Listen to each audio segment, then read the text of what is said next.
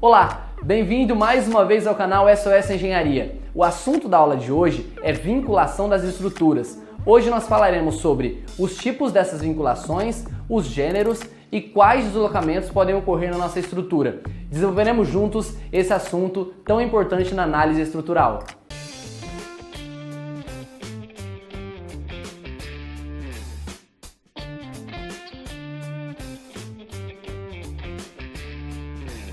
Bom, por que aprender sobre deslocamento, sobre as restrições de apoio da nossa estrutura ou a vinculação externa da nossa estrutura? Primeiro, porque entender qual vinculação a sua estrutura está condicionada depende toda a análise do momento fletor. O momento fletor, como nós já vimos numa aula anterior, ele depende totalmente da restrição que a nossa estrutura tem. Então, na análise estrutural, os tipos de apoio que nós determinamos para a nossa estrutura influenciam diretamente na nossa análise estrutural.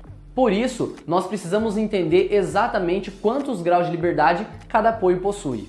Outro ponto muito importante é saber que os apoios, eles precisam ser analisados no modelo computacional, mas também eles precisam passar a ser materializados na obra. Porque de nada adianta você ter um bom modelo computacional quando você executa outros tipos de apoio na estrutura. Então, nesse momento também é muito importante a presença do engenheiro de estruturas para poder materializar exatamente aquilo que foi calculado.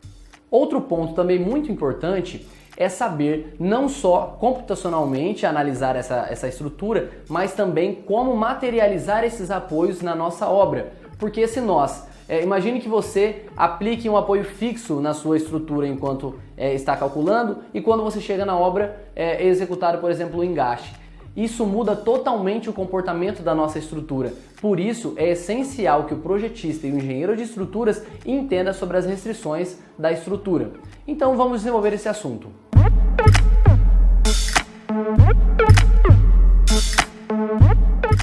Bom, nós sabemos que os deslocamentos na nossa estrutura acontecem no espaço. E esse espaço, ele é restrito por três eixos conhecidos como eixos tridimensionais, né? E quando nós olhamos para os planos desses eixos, nós chamamos esse plano de um plano triortogonal. Então vamos identificar quais são esses eixos dentro desse esquema que eu preparei para a nossa aula. Bom, se nós temos esse esquema ilustrado aqui, imagine que esse é o nosso eixo Z, esse é o nosso eixo Y e esse é o nosso eixo X e esse é o nosso eixo Y. Se nós temos um objeto, uma estrutura ou um ponto direcionado por esse sistema triortogonal, então nós podemos identificar de onde estão surgindo as forças e de onde estão surgindo os momentos, ou as translações e as rotações. Então imagine que esse cubo aqui, ele está sendo solicitado por três tipos de forças. Se nós temos três eixos, então nós podemos ter dentro desse cubo três tipos de forças. É claro que nós estamos considerando que as forças estão alinhadas com os nossos eixos. Claro que poderiam ter forças dentro dos planos aqui, né? Por exemplo, o plano ZX, XY, YZ. Então nós poderíamos ter forças aqui dentro desses planos. Mas essas forças, quando desmembradas, elas resultariam nos nossos eixos aqui, né? Então, por esse motivo, nós vamos entender que as forças são originadas somente nos eixos, ok? Então, imagine que nós teríamos aqui a condição de força em Z, uma condição aqui também de força em X, e aqui também nós teríamos uma outra terceira condição de força em Y. Então, nós temos três condições de translação, ou seja, o movimento da estrutura dentro do seu próprio eixo. Então isso é chamado de translação, né? Translação. Então nós teríamos aqui três condições de translação. E agora, se nós temos também três eixos, nós temos giro, né? Rotações em torno desses três eixos. Então aqui eu também teria, lembrando que os momentos são representados por setas duplas, né? Então eu teria aqui um momento em Z, aqui eu também teria um momento em X, né? Lembrando que isso quer dizer que o momento está em torno do eixo X, e aqui também eu teria momento em Y. Lembrando que as forças dos momentos aqui, eles poderiam ter o seu sentido invertido. tá? Isso aqui indica a intensidade e a direção das nossas forças e momentos. Então, se nós temos 3 condições para translação, nós também temos 3 condições de rotação. Então, aqui nós temos rotação dentro do sistema triortogonal, nós temos 3. Então, identificados aqui todos os possíveis deslocamentos da nossa estrutura, nós temos 3 graus de liberdade em translação e 3 graus de liberdade em rotação. Totalizando, então, 6 graus de liberdade da nossa estrutura. Com isso, a nossa estrutura triortogonal, qualquer elemento materializado dentro desses planos, ele possui 6 graus de liberdade. E para restringir esses 6 graus de liberdade da nossa estrutura, nós temos as restrições ou os apoios da nossa estrutura. Vejamos. Para o sistema triortogonal, que teria que limitar 6 graus de liberdade da nossa estrutura, nós teríamos aí, se nós temos 6 graus de liberdade, então nós temos apoios de primeiro, segundo, terceiro, quarto, até o sexto gênero. Eles são identificados de acordo com o número de graus de liberdade que ele restringe. Então, vamos aos exemplos, primeiramente, da nossa estrutura plana. Qual a diferença do nosso sistema triortogonal para o nosso sistema plano? O nosso sistema plano ele considera apenas 2 dimensões, x e y, com momento em torno do eixo z, ok? Então vamos aos elementos, né? Os apoios de primeiro, segundo e terceiro gênero. Bom, os nossos apoios eles são representados da seguinte forma. É claro que essa é uma representação padrão. Você pode encontrar variações dessas representações que eu vou colocar aqui no final do nosso vídeo. Eu vou colocar alguns exemplos práticos de apoios, né, como materializar esses apoios em campo, e também vou colocar alguns exemplos, enquanto eu estou falando aqui, eu vou colocar para vocês alguns exemplos de representação nos quais eu não vou adotar aqui, tá? Você pode encontrar também o apoio móvel dessa forma, o apoio fixo simplesmente com um triângulo, que eu prefiro adotar esses aqui, que é o que eu sempre trabalhei. Então, esse primeiro tipo de apoio é o chamado apoio de primeiro gênero.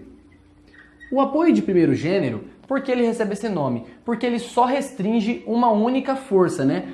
Ele só restringe as forças verticais aqui, né? No nosso eixo Y. Então, ele só impede a translação da estrutura em um único eixo. Por isso, ele é chamado de apoio de primeiro gênero. Nós temos também os apoios de segundo gênero, que são chamados, aqui no caso são os apoios móveis, e aqui são os apoios fixos. Os apoios fixos, por sua vez, eles impedem as translações verticais e as translações horizontais. Então, por restringir 2 graus de liberdade, eles são chamados de apoios de segundo gêneros ou apoio fixo. E por último, nós temos os apoios de terceiro gênero, que são chamados de engastes. Esses engastes, eles restringem tanto as translações verticais, quanto as translações horizontais, quanto as rotações em torno do seu eixo. Enquanto o apoio móvel, o apoio fixo não restringe o giro, o nosso engaste restringe o giro. Aí você vai me dizer, caramba, então por que eu vou considerar então uma estrutura com deslocamento se eu posso considerar uma estrutura totalmente restrita, né? Totalmente sólida? Aí está o problema, né? Nós vamos ver na nossa próxima aula sobre a classificação da estrutura de acordo com isostática, hiperestática ou hipostática. Isso influencia diretamente no nosso diagrama de comportamento da nossa estrutura.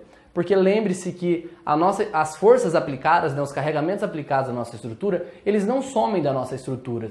Eles são redistribuídos entre os elementos e depois da nossa estrutura com o solo. Então essas forças elas não somem, né? Elas são apenas distribuídas de uma forma mais homogênea na nossa estrutura. Daí a importância de nós entendermos essas restrições e aprendermos a como colocar as restrições corretas, buscando uma otimização dos nossos elementos e da nossa estrutura global, né? A nossa estrutura como um todo. Lembrando que essas vinculações da estrutura, elas são aplicadas às estruturas planas, né? Porque nós temos 3 condições, né? Nós temos 3 graus de liberdade para a nossa estrutura plana. Para as nossas estruturas triortogonais, nós temos 6 graus de liberdade. Então nós temos também engastes fixos, engastes móveis, que são apoios que restringem 4, 5 ou até mesmo 6 graus de liberdade da estrutura.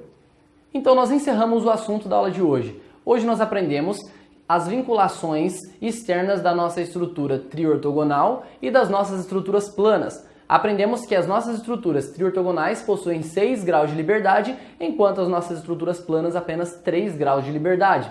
E para esses 3 graus de liberdade, nós temos os apoios móveis, fixos e os engastes. Também vimos como materializar esses apoios na nossa obra, na nossa estrutura em si executada. E também vimos qual a importância de se analisar e como redistribuir os apoios de forma a otimizar a nossa estrutura. Eu espero que você tenha aprendido com a nossa aula de hoje e a nossa próxima aula vai falar de um assunto também muito relevante para as nossas estruturas, que é a classificação dessas estruturas de acordo com os seus graus de liberdade e o número de seus elementos. Até a próxima aula e não esqueça de se inscrever no canal, deixe seu like, comente se você gostou do vídeo, se você não gostou, quais tipos de materiais que você espera que seja postado aqui no canal e eu vou ter imenso prazer em responder as suas perguntas e atender de acordo com a minha possibilidade todas as exigências de vocês. Até a próxima!